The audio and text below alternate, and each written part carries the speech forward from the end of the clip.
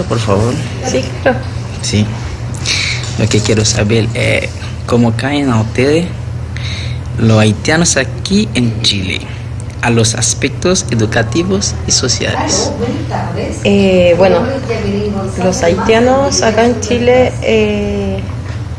me parece que son muy bien aceptados. Educativamente son personas muy amables, muy respetuosas, y eso hace de que la convivencia en la calle, que es donde nos topamos, sea muy agradable, tranquila, y lo mismo en el lugar de trabajo.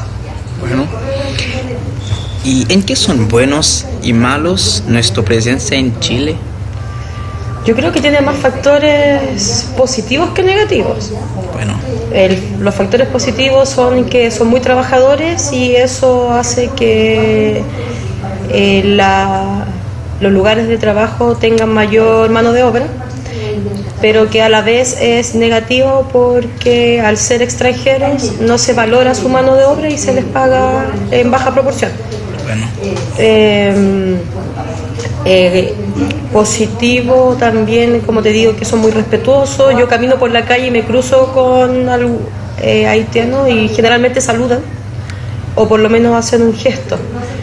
Así que en ese sentido bien. Cosas negativas, la verdad, no les veo que nos puedan influir de manera negativa a nosotros.